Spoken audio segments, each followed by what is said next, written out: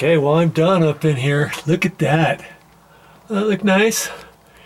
2 layers of 2x6s cross-hatched up there, and I also stuck construction adhesive all the way around the edges, even though I put it up underneath each 2x6 before I screwed it up there. I ran it along the sides because that's almost like nails or staples, screws or anything like that from the outside. You know, if you were building this from scratch, you would nail the OSB on with a nail gun or nails or something like that. So all the way around I've put liquid nails, and that's going to help bond it. Wasn't quite sure what to do over on this side because I can't really put liquid nails up against the paper, and I decided to put paper here just to kind of isolate this 2x4, this 2x6, because it was slightly dry rotted, not very bad. So I put those little clips on there. See, that's just half of that metal stud. And I used 1/2 inch screws there going into the OSB because that's only 1/2 inch. And then I used 1 1/4 inch, those rust proof screws. And then I even did it up that edge to kind of, just to bond this plywood over there to help hold it all together. I mean, granted, I got it attached up at the top, and this piece here comes down further, and it's nailed to this 2x6, and it will be nailed down here. But I just thought, I had some extra clips, and I would put those clips up in there. Okay, and then the bolt. See the bolt right there? See it sticking out? Remember how I pre-drilled it? Because I wanted to make sure it went through there nice and easy. And there's a top one up there too. Let's see if you can see it. Right there.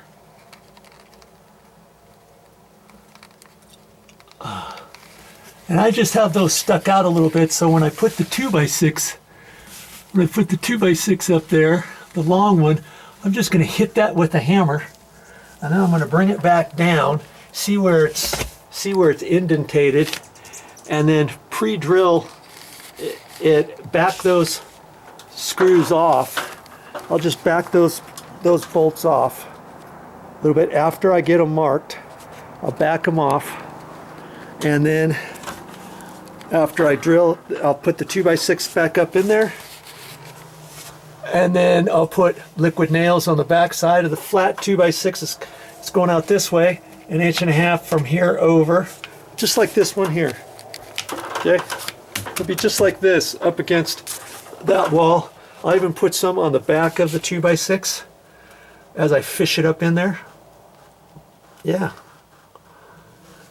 and then once I get a couple screws in it, maybe 3 screws, boom, boom, boom, and I'll have to use 2-inch screws on that because this is only 1/2 inch, right? And 1.5 inches and 1/2 inch. So 2-inch screws, because I don't want it to break through the paper, because the stucco's just beyond that. See? A layer of stucco thickness there. Man, I had to think a lot about this. And then I got the screws there too, one there and one up there. Man, that was a real pain to do because it was only 1.5 inches from before. No, 2 inch, I guess.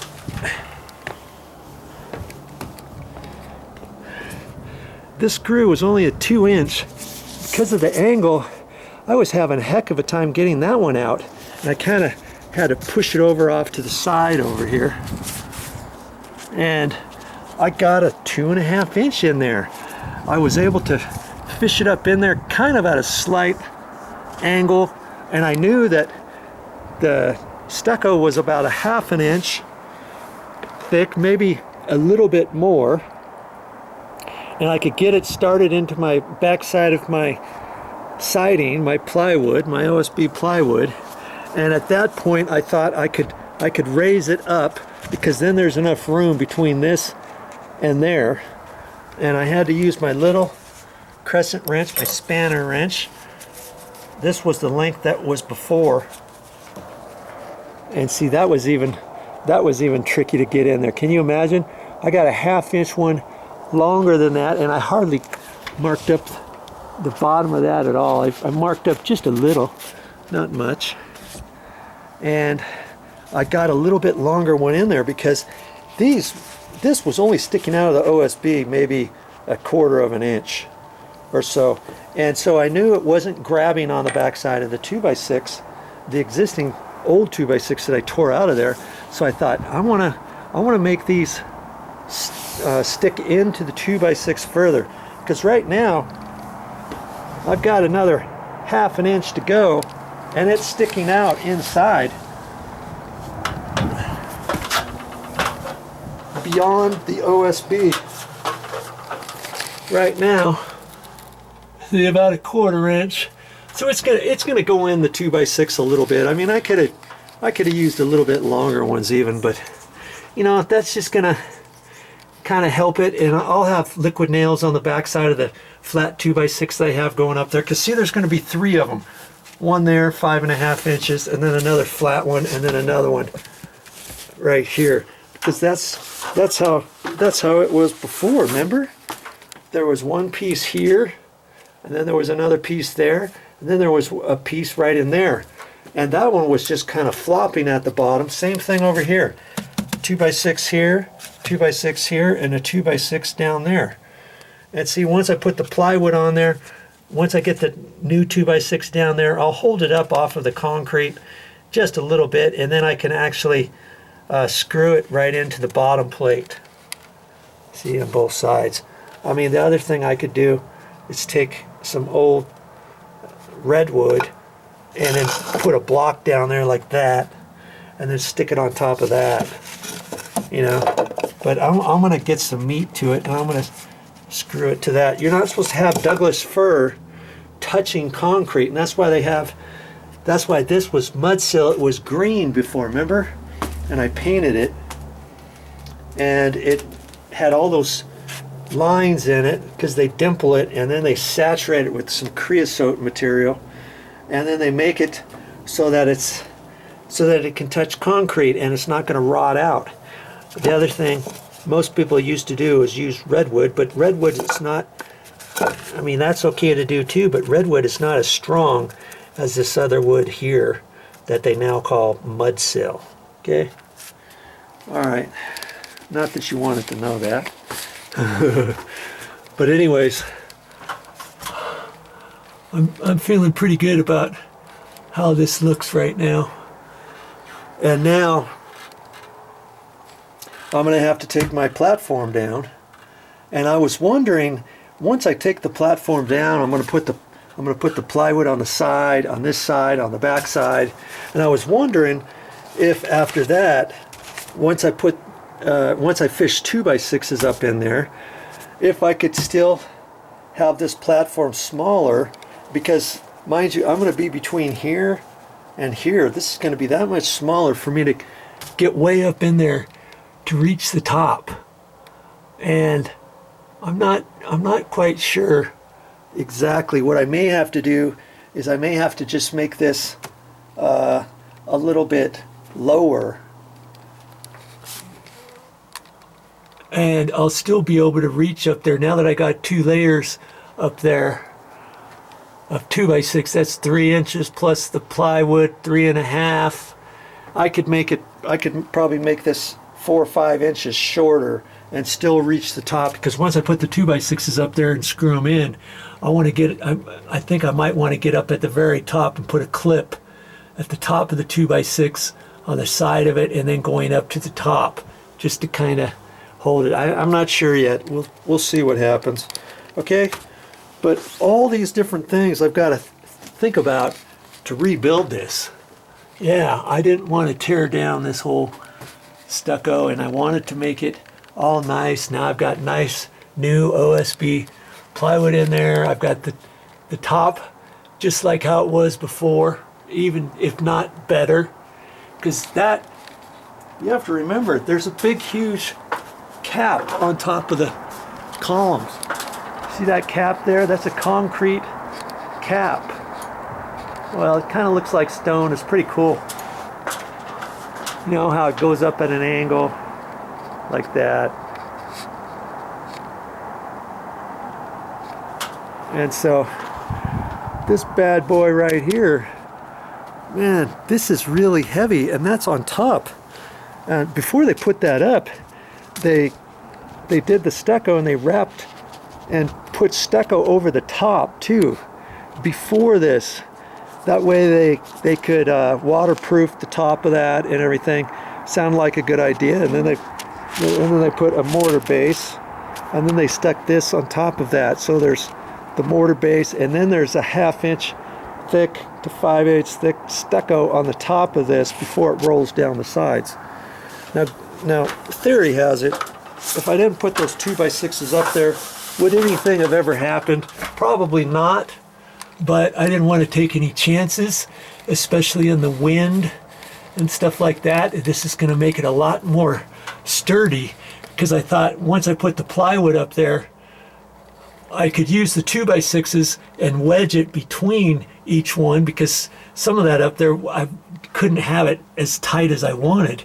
And so then I would measure the 2x6 and make it just a little bit longer, and then I could squeeze out and push out the sides.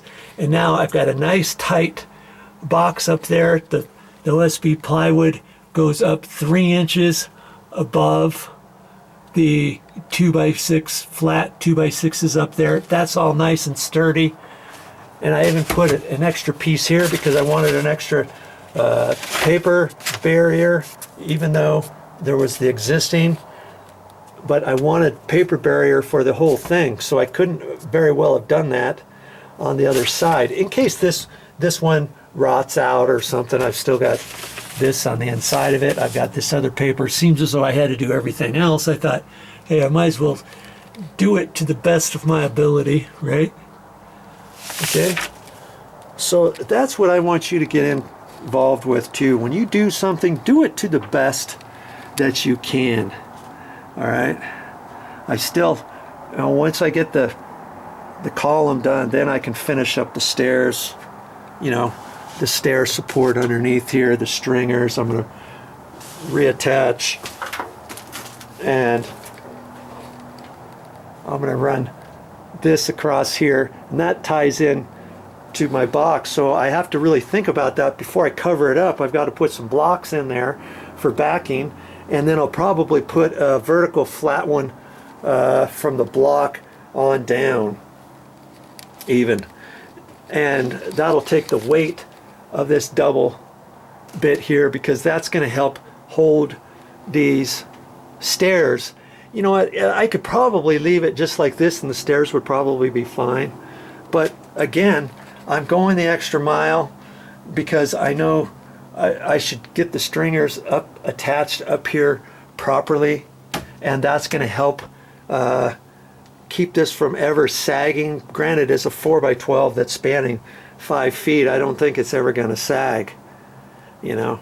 But again, I'm going to build it how it was built before, and this thing is going to be like an elephant can walk over this thing when I get done with it. Okay, that's how I roll. And again, obviously your project is not going to be exactly like my project. It never will. No way, no how. But when you watch the different videos that I do, hopefully you'll catch on how to cut something, how to make some clips, how to pre-drill something, how to measure for plywood, how to cut plywood, how to do different things, why I went ahead and painted this, why I put Clorox on it before this, and all of that kind of stuff. You know, you can pick up all kinds of know-how so that when you get ready for your project, you'll be rip raring to go, and whenever you come into a questionable area, you'll think, what would Joe do?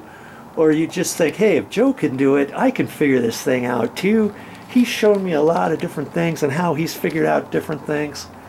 And I think I can do it now. I feel confident that, shoot, Joe's just an average guy. And I'll do the same.